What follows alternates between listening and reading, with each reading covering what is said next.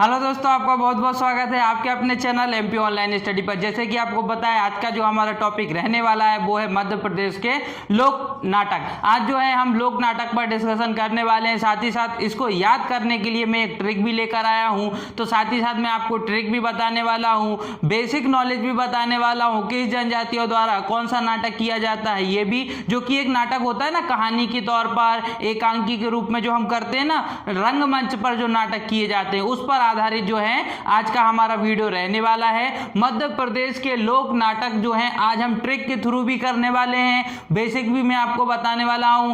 क्या क्षेत्र आता है, किस क्षेत्र में किस प्रकार का नाटक किया जाता है, कौन से नाटक का आयोजन किस क्षेत्र के अंतर्गत होता है, सारी चीज पर डिस्कशन करने वाले हैं। वीडियो को अंत तक देखेंगे तो ट्रिक के थ्रू आपको ये याद भी हो जाता है। तो स्टार्ट करते हैं आज का हमारा वीडियो जो है मध्य प्रदेश के लोक नाटक। तो मध्य प्रदेश के लोक नाट्य की अगर हम बात करें, लोक नाटक की अगर हम बात करें, लोक नाट्य की अगर हम बात करें तो बहुत सारे हैं। क्षेत्र के थ्रू भी मैं आपको बताते चलूंगा। मालवा, निमाड़, बुंदेलखंड, बघेलखंड, 4 क्षेत्र तो आपको याद रखना। मैंने हर वीडियो में आपको बताया अब तक, तो आपको चारों क्षेत्र याद हो जाने चाहिए। जिले भी आपको याद हो जाना चाहिए कि किस जिले के अंतर्गत या किस जो पठार है, जैसे कि मालवा का पठार उसमें कौन सा, या मालवा अंचल है तो ये इसमें कौन कौन से जिले आते हैं, इतना आपको पता होना चाहिए।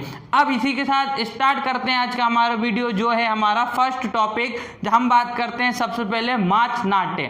माच नाट्य जो है वो मालवा क्षेत्र के अंतर्गत जो किया जाता है, एक प्रकार का नाटक होता है माच नाट्य। तो माच नाट्य कहाँ हो जाएगा, मालवा के अंतर्गत हो जाएगा। बात करते हैं ये इंपॉर्टेंट क्यों है, तो इंपॉर्टेंट इसीलिए हो जाता है क्योंकि इसको द्वारा प्रदेश द्वारा इसको राजकीय नाट्य घोषित किया गया है। कितनी इंपॉर्टेंट बात हो जाती है कि प्रदेश द्वारा इसको क्या घोषित किया गया है, राष्ट्रीय नाट्य घोषित किया गया है। जो माच नाट्य है उसको राजकीय नाट्य घोषित किया गया है। राज का नाट्य, कभी कभी क्वेश्चन आ भी जाता है कि मध्य प्रदेश का राजकीय नाट्य क्या होगा, तो मध्य प्रदेश का राजकीय नाट्य हो जाएगा माच नाट्य। और ये कहाँ, प्रमुख रूप से इसका क्षेत्र कहाँ पर ये जो है मंच के आधार पर आयोजित किया जाता है, तो ये हो जाएगा मालवा। बात करें क्षेत्र की तो संपूर्ण मालवा क्षेत्र में जो है माच नाट्य का आयोजन किया जाता है। और बात करें किस अवसर पर किया जाता है, भाई एक विशेष अवसर होते हैं ना, किसी भी प्रकार के त्योहार होते हैं ना, उस समय विशेष प्रकार के नृत्य किए जाते हैं, तो उसी आधार पर विशेष प्रकार के जो है नाट्य भी किए जाते हैं। तो ये अवसर कौन सा है, तो वर्षा ऋतु को छोड़कर बाकी सारे मौसम में रात के समय ये जो है नाट्य किया जाता है। जो ये नाटक किया जाता है कब किया जाता है, वर्षा ऋतु को छोड़कर बाकी जितने भी मौसम है रात्रि के समय इसका जो है आयोजन किया जाता है। तो इसमें ये सारी चीजें आपको याद रखना है। अब बात करते हैं विषय वस्तु। विषय वस्तु की अगर बात करें तो देखिए विषय वस्तु क्या है, मालवा लोक नायक। देखिए मालवा के अंतर्गत जो मालवा क्षेत्र के जो प्रसिद्ध व्यक्ति रहे हैं उनके ऊपर भी नाटक किए जाते हैं, उनके ऊपर भी नाट्य किए जाते हैं। जो वहाँ के प्रसिद्ध व्यक्ति रहे हैं, है ना, उनके जीवन पे आधारित कई प्रकार के नाट्य किए जाते हैं मालवा क्षेत्र के अंतर्गत। फिर बात करते हैं कृष्ण लीला कथाओं में। कृष्ण लीला कथाएं भी की जाती हैं किसके अंतर्गत, माच्य नाट्य के अंतर्गत। तो ये जो माच्य नाट्य होता है इसके अंतर्गत कृष्ण लीला भी की जाती है। तो याद रखना है कृष्ण लीला, साथ ही साथ मालवा लोक नायक। अब बात करते हैं वाद्य यंत्र। वाद्य यंत्र मतलब इसमें ये जो नाट्य होता है ना, ये जो नाटक होता है ना, इसमें किस किस प्रकार के वाद्य यंत्रों की आवश्यकता होती है, बजाने वाली चीजों की आवश्यकता होती है, जैसे कि ढोलक और सारंगी, है ना। तो ढोलक और सारंगी इसके प्रमुख क्या हो जाएंगे, वाद्य यंत्र हो जाएंगे। विषय वस्तु में आपको बता चुका हूं, मालवा लोक नायक, कृष्ण लीला कथाओं में, और वर्षा ऋतु को छोड़कर बाकी जो मौसम आते हैं रात्रि के समय इसका आयोजन किया जाता है। क्षेत्र की बात करें तो संपूर्ण मालवा क्षेत्र हो जाएगा। और साथ ही साथ माच नाट्य को जो है राजकीय नाट्य घोषित किया गया है। इतनी इंपॉर्टेंट चीज आपको माच नाट्य से याद रखना है जो मालवा के अंतर्गत आता है। फिर बात करते हैं रहस। रहस कहाँ का हो जाएगा, निमाड़ का हो जाएगा। रहस कहाँ का हो जाएगा, निमाड़ का हो जाएगा। अब बात करते हैं क्षेत्र की, तो रहस्य नाट्य जो है संपूर्ण निमाड़ क्षेत्र में मनाया जाता है। ये जो नाटक है संपूर्ण निमाड़ क्षेत्र में ये प्रसिद्ध है। कौन सा, रहस्य नाट्य। रहस्य नाट्य कहाँ का है, निमाड़ का है। संपूर्ण निमाड़ अंचल में इसको आयोजित किया जाता है। किस अवसर पर होता है, तो विशेष रूप से कृष्ण अष्टमी के अवसर पर इसको आयोजित किया जाता है। ये नाट्य होता है एक विशेष प्रकार प्रकार का नाटक होता है जिसको रंगमंच के रूप में जो है आयोजित किया जाता है, प्रस्तुत किया जाता है। तो आपको याद क्या रखना है, इसमें अवसर याद रखना है कृष्ण अष्टमी के समय। इसके बाद बात करते हैं विषय वस्तु, तो कृष्ण लीलाओं से संबंधित है, इसलिए इसको कृष्ण अष्टमी के दिन आयोजित किया जाता है, क्योंकि ये किससे संबंधित है, कृष्ण लीलाओं से संबंध रखता है। तो इतने पॉइंट आपको रहस्य निर्माण से याद रखना है। रहस्य क्षेत्र क्या हो जाएगा, संपूर्ण निर्माण हो जाएगा, और रहस्य एक नाटक है। अब बात करते हैं गम्मत। गम्मत भी आपका कहाँ का हो जाएगा, तो गम्मत भी आपका निमाड़ का हो जाएगा। तो ये दोनों याद रखना, रहस्य और गम्मत दोनों कहाँ के हैं, निमाड़ के हैं। ट्रिक के थ्रू मैं आपको याद कराऊंगा, चिंता मत कीजिए, इसको हम ट्रिक के थ्रू याद करेंगे, बिल्कुल आपको याद हो जाएगा ये। अब इसके बाद अभी मैं आपको बेसिक बता रहा हूँ, है ना। उसके बाद क्षेत्र की बात करें, संपूर्ण निमाड़ अंचल। संपूर्ण निमाड़ अंचल, निमाड़ अंचल मतलब खंडवा, खरगोन, बड़वानी, बुरहानपुर, खंडवा, खरगोन, बड़वानी, बुरहानपुर निमाड़ अंचल के अंतर्गत आता है ना। तो ये पूरा जो निमाड़ अंचल है, यहाँ पे आपको गम्मत नाट्य देखने को मिलेगा, ये आपको याद रखना है। किस अवसर पर ये नाटक किया जाता है, तो ये किया जाता है नवरात्रि, होली और गणगौर पूजा जो होती है ना, उस समय। तो 3 नाम याद रखना है, नवरात्रि, होली और गणगौर। नवरात्रि, होली और गणगौर के अवसर में जो है ये आयोजित किया जाता है। इसके बाद बात करते हैं इसके विषय वस्तु की, कि इसका प्रमुख विषय वस्तु क्या है। विषय वस्तु मतलब किस आधार पर, नाट्य तो होता है, उसका थीम क्या होती है, किस थीम पर, थीम तो आप समझते हैं ना, विषय क्या है उसका, नाटक का मेन कहानी क्या है। तो जैसे कि हास्य हो गया और व्यंग हो गए, तो व्यंग हो जाते हैं, कई प्रकार के व्यंग होते हैं, और हास्य नाटक भी हो सकता है। मनोरंजन के आधार पर जो है सामने वाले जितने भी दर्शक बैठे हुए हैं उनको हंसी दिलाने के आधार पर भी जो है इसका आयोजन किया जाता है गम्मत का। ठीक है, फिर बात करते हैं इसके अंतर्गत वाद्य यंत्र क्या है, किन किन चीजों की आवश्यकता इसमें वाद्य यंत्र के अंतर्गत पड़ती है। तो एक हो जाएगा मृदंग और झांझ, 2 प्रमुख वाद्य यंत्र हो जाएंगे जो आपको किसके अंतर्गत आवश्यकता पड़ती है, गम्मत नाट्य के अंतर्गत इसकी आवश्यकता पड़ती है, जो निमाड़ अंचल के अंतर्गत आता है। ठीक है, अब बात करते हैं खम्ब स्वांग की।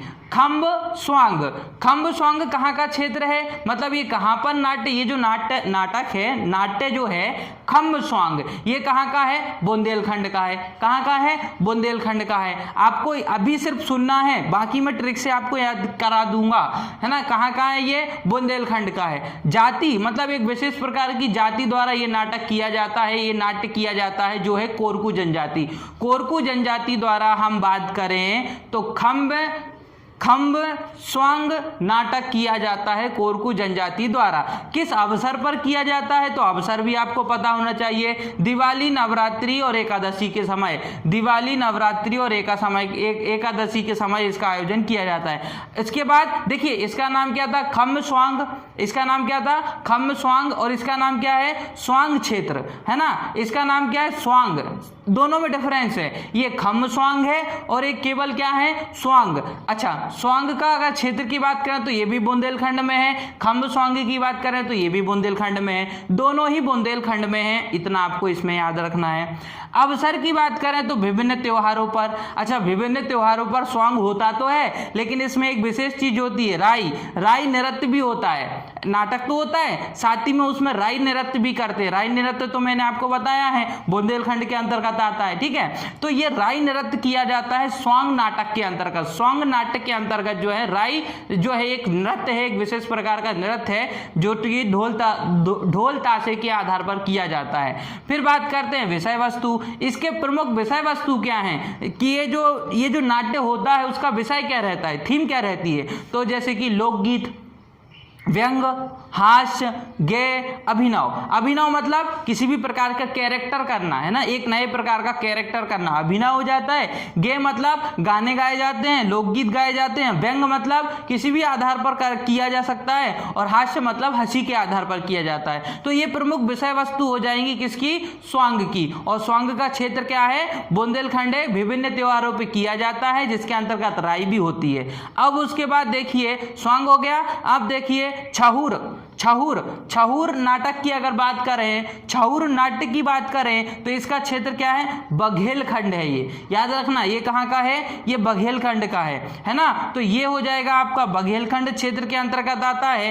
किस अवसर पर किया जाता है? तो ये दिवाली से जो गौ अष्टमी तक, दिवाली से लेकर के गौ अष्टमी तक इसका आयोजन किया जाता है। इस नाटक का कभी भी आयोजन किया जा सकता है। किसका? छहुर नाटक का। छहुर नाटक क्षेत्र की बात करें तो बघेलखंड क्षेत्र में, अवसर की बात करें तो दिवाली से लेकर के गो अष्टमी तक इसको आयोजित किया जाता है। और अहिर, तेली और कुम्हार जाति द्वारा इसको किया जाता है। किस किस के द्वारा? अहिर, तेली और कुम्हार जाति द्वारा इसको आयोजित किया जाता है। तो ये भी आपको इसमें याद रखना है, जाति भी याद रखना है। किस किस के द्वारा? अहिर, तेली और कुम्हार जाति द्वारा इसको आयोजित किया जाता है। तो इतना आपको जो है छहुर क्षेत्र से याद रखना है। छहुर छहुर है ना, तो छहुर से आपको याद रखना है इसमें। अब बात करते हैं इसके बाद जो आता है हमारा मनसुख। मनसुख, मनसुख प्रकार, मनसुख भी एक तरीके का क्या है? नाट्य है। ये भी एक प्रकार का नाटक है। ये होता कहाँ है? बघेलखंड में। कहाँ होता है? बघेलखंड में। कहाँ होता है ये? बघेलखंड में। अच्छा, विषय वस्तु इसकी इंपॉर्टेंट है। कैसा है? रासलीला है एक तरीके का। क्या है? रासलीला। इसमें एक पात्र होता है जिसका नाम क्या रखते हैं वो लोग? मनसुख रखते हैं। एक पात्र होता है, एक प्रमुख पात्र होता है जिसका नाम क्या रखते हैं? मनसुख रखते हैं। और उसकी बहुत सारी क्या होती हैं? गोपियां होती है। जिस प्रकार कृष्ण लीला में होता है ना, उसी प्रकार जो है मनसुख, परंतु उसमें क्या होते हैं? मनसुख एक मुख्य पात्र होता है और बहुत सारी क्या होती है? उसमें गोपियां होती हैं। तो आपको याद रखना, रामलीला, रासलीला जैसा होता है, मनसुख इसमें मुख्य पात्र होता है और बहुत सारी आपको इसमें क्या देखने को मिलेंगी? गोपियां भी देखने को मिलेंगी। जो कहाँ का है हमारा? मनसुख बघेलखंड का है। फिर बात करते हैं हिगोला क्षेत्र। हिगोला, हिगोला भी एक विशेष प्रकार का क्या है? हिगोला भी एक विशेष प्रकार का नाट्य है, विशेष प्रकार का नाटक है। ये कहाँ किया जाता है? ये भी बघेलखंड में किया जाता है। और साथ ही साथ इसकी विषय वस्तु क्या है? व्यंग और हास्य है। व्यंग के आधार पर और हंसी के आधार पर, मनोरंजन के आधार पर ये नाट्य किया जाता है। और इसके अंतर्गत कई प्रकार की नोकझोंक की जाती है, चाहे वो तीखी नोकझोंक भी हो सकती है, मीठी नोकझोंक भी हो सकती है। जैसे कि किसी को हम ताने मारते हैं तो उस आधार पर भी नोकझोंक हो सकती है, हंसी के आधार पर भी नोकझोंक हो सकती है। तो कई प्रकार की इसमें जो है नोकझोंक की जाती है व्यंग हास्य के आधार पर। ये इसकी प्रमुख जो है विषय वस्तु हो जाएगी। किसकी हो जाएगी विषय वस्तु? हिगोला की। और हिगोला का जो क्षेत्र है वो कौन सा है? बघेलखंड है। ठीक है, फिर बात करते हैं जिंदवा।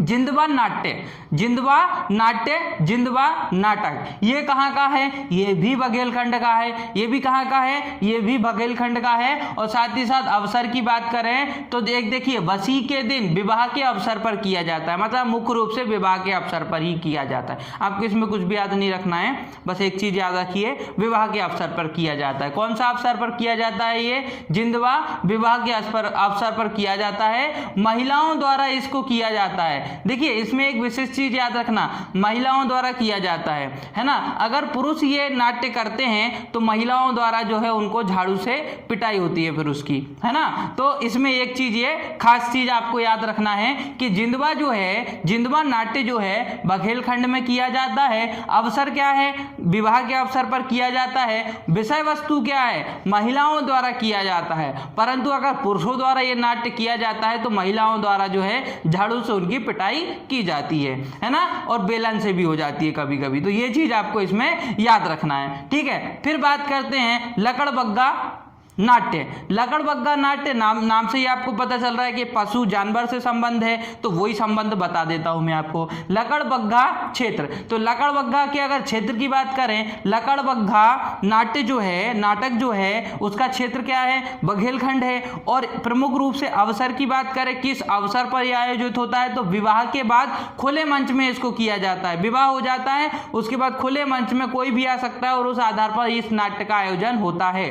अच्छा, इसमें होता क्या है, विषय वस्तु क्या है इसकी, प्रमुख विषय वस्तु ही तो कुछ होगी इसकी, तो ये है मनुष्य और पशु का तालमेल। इसमें पशु और मनुष्य किस प्रकार से नाटक में एक दूसरे का सहयोग देते हैं, किस प्रकार से नाटक में भाग लेते हैं, इसका एक मनमोहक चित्र आपको देखने को मिलेगा। एक अद्भुत प्रकार का दृश्य आपको देखने को मिलता है किसके अंतर्गत, लकड़बग्गा नाट्य के अंतर्गत। और लकड़बग्गा का क्षेत्र क्या है, बघेलखंड है। और अब इसके जो अवसर है वो विवाह के बाद खुले मंच में किया जाता है। विषय वस्तु की बात करें तो मनुष्य एवं पशु का तालमेल देखने को मिलता है। अब आ जाते हैं कठपुतली। सभी को पता है, कठपुतली की बात करें तो ये सभी को पता है किस आधार पर होता है। तो देखिए, कठपुतली उच्च मध्य प्रदेश में किया जाता है। कहाँ किया जाता है, उच्च मध्य प्रदेश में कठपुतली का आयोजन किया जाता है। अब बात करते हैं, कठपुतली के कई प्रकार होते हैं। आपने देखा है ना, टीवी में तो सभी ने देखा होगा नॉर्मली सॉरी, तो आपने टीवी में तो नॉर्मली सभी ने देखा होगा कि कठपुतली की अगर हम बात करें तो प्रकार की अगर बात करें तो एक दस्ताना कठपुतली होती है, एक धड़ कठपुतली होती है, एक छाया कठपुतली होती है, सूत्र संचालित कठपुतली होती है। देखिए, सबसे पहले दस्ताना, जैसे दस्ताना पहन लिए जाते हैं और उस पर चेहरा बना दिया जाता है, तो एक तो वो कठपुतली होती है जिसमें सिर्फ आपको हाथ दिखाई देते हैं और वो आपस में क्या करते हैं, डांस करते हैं, नाटक करते हैं। तो एक वो क्या हो जाता है आपका दस्ताना कठपुतली। फिर दस्ताना की बाद आ जाता है धड़, जिसके अंतर्गत केवल क्या होता है, ये धड़, सिर नहीं होता है उसमें, केवल धड़ होता है, और उस प्रकार से जो है कठपुतली करते हैं, तो वो क्या कहलाती है आपकी धड़ कठपुतली। फिर छाया, मतलब परछाई दिखाई देती है, पर्दे के पीछे डांस करते हैं, नाटक करते हैं, और पर्दे के आगे उनकी क्या दिखाई देती है, परछाई। जो व्यक्ति देख रहा होता है उसको केवल परछाई ही दिखाई देती है, तो वो क्या कहलाती है, परछाई कठपुतली कहलाती है। फिर सूत्र संचालित, सभी ने देखा होगा, पुतले जो गुड्डा गुड्डी होते हैं उनको क्या करते हैं हम, धागों, उंगली को जो है धागों में, जो धागे होते हैं उंगली में बांधने के बाद हम उसको उंगली के आधार पर क्या करते हैं, उसको संचालित करते हैं ना, तो सूत्र संचालित कठपुतली वो कहलाती है। ऐसे 4 प्रकार की कठपुतली होती है ना। प्रमुख क्षेत्र याद रखना है, कहाँ का है, उच्च मध्य प्रदेश का है। अब बात करते हैं नौटंकी क्षेत्र। सबको पता है नौटंकी किसको बोलते हैं। नौटंकी में कुछ भी आ सकता है, बट उसमें थोड़ा सा क्या होता है, कॉमेडी टाइप होता है, हास्य होता है उसमें ना। तो नौटंकी के प्रमुख क्षेत्र की बात करें तो कहाँ होता है, बुंदेलखंड में होता है। विषय वस्तु की बात करें तो मनोरंजन के आधार पर किया जाता है, कोई इसका विशेष त्योहार नहीं है। ये क्या किया जाता है, कभी भी नौटंकी का आयोजन हो जाता है, मनोरंजन के आधार पर हो जाता है। तो इतने जो थे मनोरंजन के आधार पर नौटंकी, देखो इतने जो थे वो क्या थे आपके, वो आपके क्या थे, वो आपके, मैंने आपको जो है लोक नाट्य बताए और उनसे संबंधित मैंने आपको क्षेत्र बताया, उनकी एक इंपॉर्टेंट बात बताई। अब आ जाते हैं ट्रिक पर। कहाँ जाते हैं, ट्रिक पर। तो वीडियो पूरा देखें, ट्रिक से आपको पूरी चीज याद कराने वाला हूं। सबसे पहले आप बताइए फर्स्ट वाला क्या लिखा है, जो माच्य नाट्य है वो कहाँ किया जाता है, मालवा में। माच्य नाट्य है ना, और नाटक कहाँ किया जाएगा, मंच में। नाटक कहाँ किया जाएगा, मंच पे किया जाएगा कि नहीं, मंच में नाटक होगा कि नहीं होगा, मंच पे ही तो होगा ना कोई नाटक। तो माच्य कहाँ, माँ से मंच, माँ से माच्य और माँ से मालवा, तीनों माँ माँ माँ। देखिए यहाँ लिखा है, माँ से मंच, माँ से माच और माँ से मालवा, तो तीनों माँ याद रखना है। माच मतलब मंच पे क्या होगा, नाटक ही होगा ना। तो कभी कोई आपसे पूछ ले कि मंच क्या है, तो मंच एक क्या है, नाटक है। कहाँ किया जाता है, मालवा में किया जाता है। तो माँ से मंच, माँ से मंच, माँ से माच और माँ से मालवा, ये तीनों चीज आपको इसमें क्या रखना है, याद रखना है। ये हो गई आपका पहला, ठीक है। अब बात करते हैं दूसरा और तीसरा। दूसरा क्या लिखा हुआ है इसमें, दूसरा लिखा है रहस, और यहाँ क्या लिखा हुआ है, गम्मत। अब मैं आपको रहस्य और गम्मत भी याद करा देता हूं। देखिए रहस्य और गम्मत कैसे याद करेंगे। रहस्य पहले क्या होता है, कोई रहस्य होता है, रहस्य हम क्या निकालते हैं, खोजते हैं, निकालते हैं ना, रहस्य निकालना। और जब हमको किसी चीज का रहस्य पता चलता है तो हमको क्या होता है, गम होता है। गम होता है कि नहीं होता है। आप मुझे एक बात बताइए, अगर आपसे किसी ने कोई बात छुपाई है तो कुछ ना कुछ गड़बड़ी होगी ना, कुछ ना कुछ गलत होगा, है ना, कोई बुरी बात होगी तभी तो छुपाया है ना। रहस्य मतलब कोई बुरी बात होगी। तो देखिए रहस्य हम निकालते हैं और निकालने के बाद हमको गम होता है, कुछ ना कुछ तो हमको बुरा पता चलता है, तो हमको क्या होता है, गम होता है। जब किसी रहस्य को हम खोजते हैं, निकालते हैं, तो हमको क्या होता है, फिर गम होता है। तो इसमें आपको 3 चीज याद रखना है। सबसे पहले रहस्य आएगा, रहस्य को हम क्या करते हैं, निकालते हैं, और उससे हमको क्या होता है, गम होता है। अब सुनिए, इसमें रहस्य का क्या बन जाएगा, रहस्य बन जाएगा, और निकालना मतलब निमाड़ हो जाएगा, न से निकालना और न से निमाड़ हो जाएगा, और ग से क्या हो जाएगा, गम्मत हो जाएगा, गम से क्या हो जाएगा, गम्मत हो जाएगा। तो याद रखना है आपको, रहस्य मतलब रहस्य मतलब रहस्य, निकालना मतलब निमाड़, और गम मतलब गम्मत। तो गम्मत भी एक क्या है, लोक नाट्य है, रहस्य भी क्या है, एक लोक नाट्य है। दोनों ही कहाँ के हैं, निमाड़ के हैं। इस तरीके से आपको याद रखना है। रहस्य जो होता है उसको हम निकालते हैं, फिर हमको गम होता है। ठीक है, तो ये चीज आपको इससे याद रखनी है। अब उसके बाद हम पढ़ते हैं 2। एक है आपका कौन सा, खम्ब स्वांग, और एक क्या है, स्वांग। देखिए, खम्ब स्वांग और स्वांग ये बुंदेलखंड के हैं दोनों। और एक और कौन सा है, नौटंकी भी कहाँ का है, बुंदेलखंड का है। नौटंकी भी कहाँ का है, बुंदेलखंड का है। अब देखिए, इसमें मैं आपको कैसे बताने वाला हूँ। सबसे पहले बताइए, हम किसी का स्वागत करते हैं, तो स्वागत करते समय जब कोई आता है, हमारे द्वार पर आता है, तो हम उसका क्या करते हैं, स्वागत करते हैं। और जब हम उसका स्वागत करते हैं, तो उसको क्या करते हैं, हम पहले बुलाते हैं। क्या करते हैं, बुलाते हैं। और जब कोई मेहमान हमारे यहाँ आता है, तो हम स्वागत करते हैं। स्वागत करने के लिए गेट पर जाते हैं और उसको अंदर बुलाते हैं। और उसके बाद फिर उस जो हमारे यहाँ मेहमान आया है, उसकी नौटंकी शुरू हो जाती है। उसको चाय चाहिए, उसको पानी चाहिए, उसको हर चीज चाहिए। तो इस प्रकार क्या हो गया, सबसे पहले हमने क्या किया, किसी का स्वागत किया। स्वागत करने के बाद हम जब स्वागत करने उनके पास जाएंगे, तो पहले हम उनको बुलाएंगे। बुलाने के बाद फिर उनके 10 नखरे हम उठाएंगे, क्या क्या उनको चाहिए, चाय पानी नाश्ता सारी चीज। और किस लिए वो आए हैं, वो भी नखरा उठाना है, क्योंकि अब वो आए तो हैं, तो नखरा तो उठाना ही पड़ेगा। तो देखिए, नौटंकी तो उनकी शुरू हो ही जाती है। तो आपको तीनों चीज याद रखना है लाइन से। कैसा, स्वागत कब करेंगे, पहले हम स्वागत करने के लिए दरवाजे पर जाएंगे, उनको बुलाएंगे, और जैसे ही वो घर के अंदर आएंगे, तो उनकी नौटंकी करना शुरू हो जाएगा। उनको 10 चीजें हमसे चाहिए। तो तो पहले क्या हो जाएगा, स्वागत से बुलाना, और बुलाना से नौटंकी। पहले स्वागत करेंगे किसी का, वो जब घर पे हम उनको अंदर बुला लेंगे, तो उनकी नौटंकी शुरू हो जाएगी। तो स्वागत से स्वांग हो जाएगा, बुलाना से बुंदेलखंड हो जाएगा, स्वागत से स्वांग हो जाएगा, बुलाना से बुंदेलखंड हो जाएगा, और नौटंकी का नौटंकी ही रहेगा, नौटंकी का नौटंकी ही रहेगा। तो ये आपको याद हो जाएगा। अब स्वांग में 2 हैं, देखिए, एक खम्ब स्वांग भी है और स्वांग भी है। तो दोनों ही आपको कहाँ याद रखना है, बुंदेलखंड में। चाहे वो खम्ब स्वांग हो या स्वांग हो, दोनों ही आपको क्या रखना है, खम्ब स्वांग भी और स्वांग भी, दोनों में स्वागत आ रहा है ना। दोनों ही बुलाना से बुंदेलखंड, और जब किसी को अंदर बुला लिया जाता है, तो उसके कई नखरे शुरू हो जाते हैं, नौटंकी शुरू हो जाती है। तो नौटंकी याद रखना है। इतनी चीज आपको इसमें याद रखना है। ठीक है, अब बात करते हैं बाकी के बघेलखंड की। अब किसकी बात करते हैं, बघेलखंड के प्रमुख लोक नाट्य की हम बात करते हैं। देखिए, मान लीजिए मनसुख एक व्यक्ति है, मनसुख एक व्यक्ति है। तो मनसुख एक व्यक्ति है, उसके सामने अगर बाघ आ जाए, उसके सामने अगर बाघ आ जाए, तो वो क्या हो जाएगा, हिलने डुलने लग जाएगा, हिलने डुलने लग जाएगा कि नहीं, बिल्कुल हिलने डुलने लग जाएगा। देखिए, अगर मान लीजिए मनसुख के सामने कौन आ गया, बाघ आ गया, तो वो क्या लग जाएगा, हिलने लग जाएगा, हिलने डुलने लग जाएगा, डर लगने लगेगा उसको, और लड़खड़ाने लग जाएगा, लड़खड़ाने भी लग जाएगा। वो उसके सामने बाघ आ जाएगा, तो वो हिलने डुलने लग जाएगा और लड़खड़ाने लग जाएगा, और उसके बाद उसकी जिंदगी खतरे में है। अब उसको क्या करना पड़ेगा, हार तो मानना ही पड़ेगा। अब उसको क्या करना पड़ेगा, हार तो मानना ही पड़ेगा, मानना ही पड़ेगा, हार तो मानना ही पड़ेगा, है ना।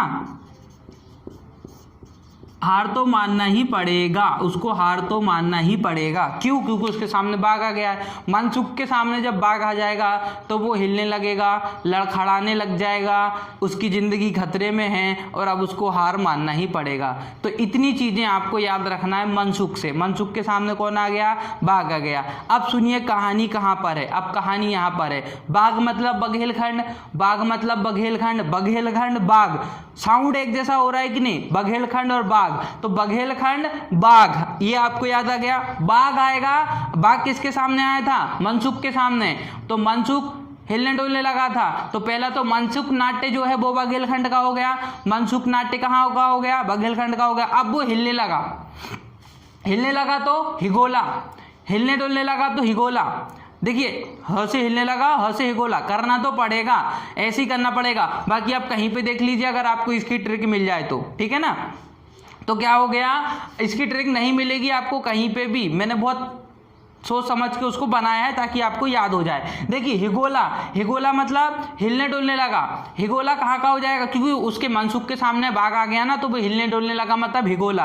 तो हिगोला कहाँ का हो गया, बघेलखंड का। हिलने डुलने लगा मतलब हिगोला, बघेलखंड का, बाघ आ गया इसलिए बघेलखंड का, तो हिगोला बघेलखंड का। आगे देखिए, फिर उसके बाद लड़खड़ाने लगा मतलब लकड़बग्गा, लड़खड़ाने लगा मतलब लकड़बग्गा, लड़खड़ाना लकड़बग्गा, लड़खड़ाना लकड़बग्गा, लड़खड़ाने लग गया, बाघ गया उसके सामने तो वो लड़खड़ाने लग गया मतलब बघेलखंड, लकड़बग्गा बघेलखंड, लकड़बग्गा मतलब जिसके सामने बाघ आ गया बघेलखंड तो वो लड़खाने लगा मतलब लड़खड़ाने लगा मतलब बघेलखंड। ठीक है, तो लकड़बग्गा याद रखना है, ये भी कहाँ का हो जाएगा, बघेलखंड का लोक नृत्य। इसके बाद जिंदगी उसकी खतरे में है, अब उसकी जिंदगी खतरे में है, जिंदगी उसकी खतरे में है मतलब अब जिंदगी खतरे में है तो जिंदवा, जिंदवा, जिंदगी तो उसकी खतरे में है ना, तो जिंदवा याद रखना है ना। तो इसमें क्या याद रखना है, जिंदवा। जिंदगी से क्या याद रखना है, जिंदगी उसकी खतरे में, बाघ उसके सामने है तो जिंदवा। तो जिंदवा नाट्य कहाँ का हो जाएगा, बघेलखंड का हो जाएगा। जिंदवा नाट्य कहाँ का हो जाएगा, बघेलखंड का हो जाएगा।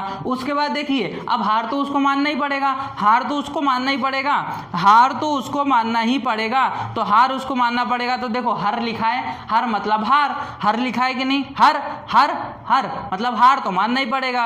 छहुर छहुर छहुर छहुर, तो हर आ रहा है उसमें, हा भी आ रहा है, रा भी आ रहा है, हार में भी हा भी आ रहा है और रा भी आ रहा है, तो छहुर कहाँ का हो जाएगा, क्योंकि हार तो मानना ही पड़ेगा, बघेलखंड का हो जाएगा। तो देखिए आप फिर से सुनिए, मैं आपको एक बार रिवाइज कर देता हूँ, याद हो जाएगा। सबसे पहले माँ से मंच, माँ से मार्च, माँ से मालवा, हो गया कि नहीं हो गया। फिर उसके बाद कौन सा किया था, रहस्य, रहस्य निकालेंगे तो गम होगा, र से रहस्य, रहस्य निकालना मतलब निमाड़, और गम होगा मतलब गम्मत, बिल्कुल याद हो गया। अब बुंदेलखंड पर आते हैं, क्या बोला था, पहले स्वागत करेंगे फिर बुलाएंगे, भाई स्वागत करने के लिए जाएंगे, बुलाएंगे, फिर उनकी नौटंकी शुरू हो जाएगी, तो स्वांग, स्वांग बुलाने गए तो बुंदेलखंड, नौटंकी तो नौटंकी। तो ये दो आपके स्वांग याद रखना है, खम्ब स्वांग याद रखना है, स्वांग याद रखना है, दोनों ही बुंदेलखंड के हैं, नौटंकी भी बुंदेलखंड का है। अब बात करते हैं कौन, बाघ, बाघ किसके सामने खड़ा, मनसुख के, मनसुख के सामने बाघ, हिलने डुलने लगा हिगोला, हिगोला हिलने डुलने लगा, लड़खड़ाने लगा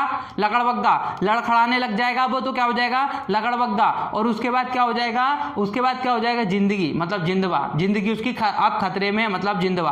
और हार तो उसको मानना पड़ेगा, छहुर, छहुर, हार तो उसको मानना पड़ेगा तो छहुर। तो इस तरीके से जो है हम जो है ट्रिक के थ्रू इनको इस तरीके से याद कर सकते हैं। इसी के साथ दोस्तों आज की वीडियो हमारी यही समाप्त होती है। अगर आपको वीडियो पसंद आई हो तो वीडियो को लाइक करें, हमारे चैनल को सब्सक्राइब करें और जितना हो सकता है हमारी वीडियो को आपके फ्रेंड सर्कल तक शेयर करें। ओके दोस्तों, thank you, thanks for watching.